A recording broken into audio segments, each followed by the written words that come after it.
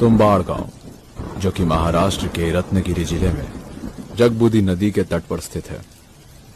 इस गांव से कई खजानों से जुड़ी रहस्यमय कहानियां प्रसिद्ध है। कहते हैं कि इस गांव की मिट्टी में ऐसे कई खजाने दफन हैं जहां आज तक कोई नहीं पहुंच पाया। आज से कई साल पहले उसी खजाने की तलाश में दो दोस्त इस गांव में आए थे, जिसमें से एक का नाम सोहम और दूसरे का विनायक था। दोनों बातें करते हुए सुनसान सड़क से गुजर रहे थे।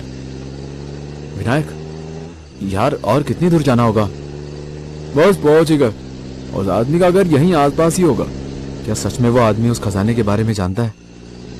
हाँ बिल्कुल, पूरे गांव में वही एक ऐसा आदमी है जो हमें उस खजाने तक पहुंचा सकता है। विनायक सोहम से जिस आदमी के बारे में बात कर रहा था, अचानक वही आदमी उन्हें सामने से आते हुए दिखाई देता है। उस आदमी ने विनायक को देखते ही उससे कहा, मैं तुम्हारा ही इंतजार कर रहा था। तुम बिल्कुल सही समय पर आए हो। हमें इसी वक्त निकलना होगा। तभी बादलों के गरजने की आवाज सुनकर सोहम ने उस आदमी से कहा, मुझे लगता है बहुत तेज बारिश होने वाली है। इस समय जंगल में जाना ठीक नहीं होगा। यह गांव पौराणिक देवता हस्तर से जुड़ा हुआ है, इसलिए यहां बादलों का गरजना आम बात है। दोनों दोस्तों ने उस आदमी की बात मानकर कार को वहीं छोड़ दिया और उसके पीछे पीछे पैदल चलने लगे। कुछ दूर चलने के बाद वो जैसे ही जंगल में दाखिल हुए, अचानक एक बार फिर बादलों के गरजने की आवाज आने लगी और फिर तूफान के साथ बारिश होने लगी। इतनी तेज कड़ाके की बारिश देखकर तीनों ने सिर छिपाने के लिए एक गुफा का सहारा लिया। तीनों ठंड के मारे बीमार न पड़ जाए, इसलिए उन्होंने गुफा में पड़ी लकड़ियों को इकट्ठा कर उन्हें आग से जलाने का इंतजाम किया और बारिश के रुकने का इंतजार करने लगे। काका, यहाँ हमेशा बिन मौसम बरसात क्यों रहती है, जबकि दूसरी जगहों पर ऐसा नहीं होता है? ये होने का एक कारण है। आज से सदियों पहले एक पूर्ति की देवी हुआ करती थी। उस पूर्ति की देवी के पास में अनाज और सोने का अपार भंडार था। जिस वक्त ब्रह्मांड का निर्माण हुआ था, उस वक्त पूर्ति की देवी ने अपनी कोख से 16 करोड़ देवी देवताओं को जन्म दिया था। लेकिन उन्हीं देवी देवताओं में से सबसे चहीता उनका पहला बच्चा, जिसका नाम हस्तर था। उसने एक षड्यंत्र रचकर अपनी ही मां पूर्ति की देवी का सारा सोना चुरा लिया और उसके बाद जैसे ही वो अनाज चोरी करने के लिए आगे बढ़ा, वहां पर मौजूद बाकी सभी देवी देवताओं ने हस्तर को नष्ट कर दिया और उसे कई सारे धूल के कणों में बांट दिया। और जब बस एक आखिरी प्रहार से उनका पूरा जीवन अंत होने वाला ही था कि तभी पूर्ति की देवी ने उसे बचा लिया। मगर उसे बचाने के पीछे पूर्ति की देवी की एक शर्त भी थी। आज से तुम्हें पूजा नहीं जाएगा और साथ ही पुस्तकों और पुराणों में तुम्हारा कभी भी नाम नहीं लिया जाएगा। इस शर्त पर पूर्ति की देवी ने हस्तर को बचाया। मगर कुछ समय पहले हमारे पूर्वजों ने ही हस्तर का मंदिर बनवाया था और उन्हें पूजने लगे। इस बात से देवी देवता काफी नाराज हुए और तब से लेकर आज तक उनका गुस्सा तुम्बाड़ पर बारिश बनकर बरस रहा है। इसका मतलब जो सोना हस्तर ने पूर्ति की देवी से चुराया था, वो अभी भी मंदिर में है। सही कहा, सोना उस मंदिर में बने एक कुएं के अंदर छिपा है।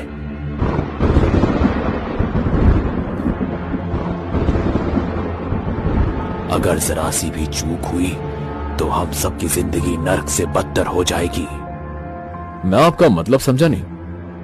मतलब ये कि आज तक जिन्होंने भी उस खजाने को निकालने की कोशिश की, सही जानकारी न होने के कारण वो हस्तर का शिकार हो गए। हस्तर से पीड़ित इंसान हमेशा के लिए अमर हो जाता है, मगर अमर होने के साथ साथ उसका पूरा शरीर सड़ गल जाता है। उस आदमी की बातें सुनकर सोहम को खतरे का एहसास हो चुका था, इसलिए वो विनायक को वापस लौटने के लिए कहता है, लेकिन विनायक उसकी एक नहीं सुनता। हम मंजिल के बहुत करीब पहुंच चुके हैं, अब वापस लौटने में कोई समझदारी नहीं होगी। विनायक सही कह रहा है, हम वापस नहीं जाएंगे। सोहम को उस आदमी की रहस्यमयी मुस्कुराहट पर थोड़ा सा शक हुआ, लेकिन अपने दोस्त के जिद के आगे वो मजबूर हो जाता है। कुछ देर चलने के बाद वो लोग उस जगह पर पहुंच जाते हैं। वहां पहुंचकर उन्होंने जैसे ही उस मंदिर में पहला कदम रखा, अचानक हजारों चमगादड़ों ने उन पर हमला कर दिया। ये क्या मुसीबत है? जल्दी इस तरफ चलो। सोहम अपनी मशाल से चमगादड़ों को रोकने की कोशिश करता है, लेकिन मशाल की आग से चमगादड़ों पर कोई असर नहीं होता। इसलिए तीनों अपनी जान बचाकर वहां से दूसरी तरफ भागने लगते हैं। जल्दी उस तरफ चलो, वो कुआं उस तरफ है। दौड़ते दौड़ते वो उस दहशत भरे कुएं के ठीक सामने पहुंच जाते हैं। वो खौफनाक कुआं इतना गहरा था कि देखकर उसकी गहराई का अंदाजा लगाना मुश्किल था। मानो वो अंतहीन अंधेरे में समाया हो। हम में से किसी एक को यही रुकना होगा ताकि जरूरत पड़ने पर मदद बुलाई जा सके। काफी हिम्मत करके विनायक उस आदमी से कहता है, आपके साथ मैं जाऊंगा, सोहम यहीं रुक जाएगा। सोहम उनकी हां में हां करके चुपके से उनका पीछा करता है। कुएं में उतरने के बाद वहां पर उन्हें एक बड़ा सा लोहे का संदूक मिलता है, जिसके ऊपर पूर्ति की देवी की आकृति बनी होती है और उनमें बहुत सारा सोना भरा होता है। अब मेरी बात ध्यान से सुनो, हमें यह आटे की गुठिया संदूक से दूर फेंकना है। जब तक हस्तर यह अनाज खाने में व्यस्त रहेगा, उतने समय में तुम्हें सोना निकालकर वापस इस घेरे के अंदर आना होगा, नहीं तो वो जन्मों से भूखा हस्तर तुम्हें खा जाएगा।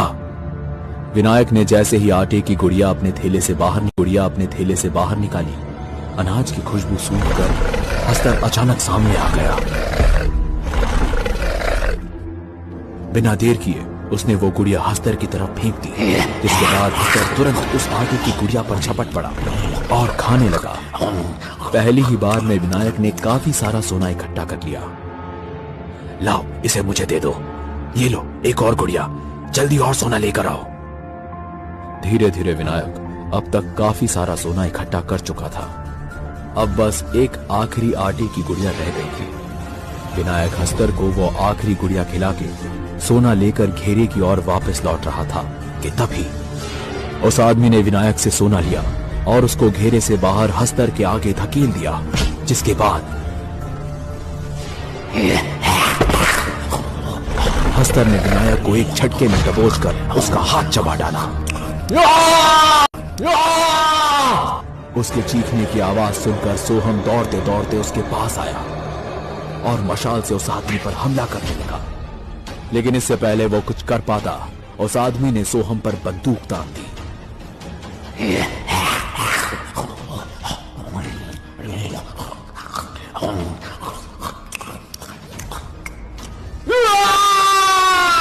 नहीं! तुमने ऐसा क्यों किया? मैं जानता था कि मैं ये सोना अकेले नहीं निकाल सकता, इसलिए मैंने विनायक को लालच देकर बुलाया और अब हमेशा के लिए उसे अपने रास्ते से हटा दिया। अगर तुम भी जिंदा रहना चाहते हो तो चुपचाप सोना उठाने में मेरी मदद करो। चलो जल्दी चलो। पापी, इसका मतलब तुमने अपने स्वार्थ के लिए मेरे दोस्त की जान ली। मैं तुम्हें जिंदा नहीं छोड़ूंगा। रुको, ज्यादा होशियारी की तो ये सारी गोलियां तुम्हारी खोपड़ी में भर दूंगा। अब जैसा मैं कहता हूँ वैसा ही करो। इस सोने को बाहर निकालने में मेरी मदद करो, बदले में मैं तुम्हें जिंदा छोड़ दूंगा।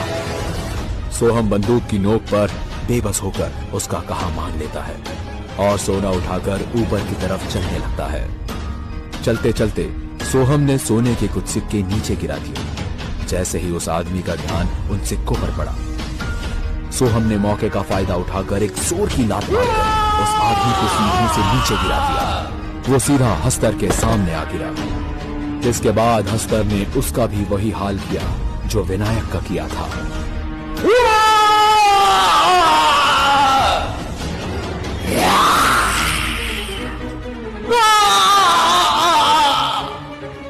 वहां से निकलने के बाद सोहम ने वो सारे सोने के सिक्के विनायक के बूढ़े माता पिता को सौंप दिए।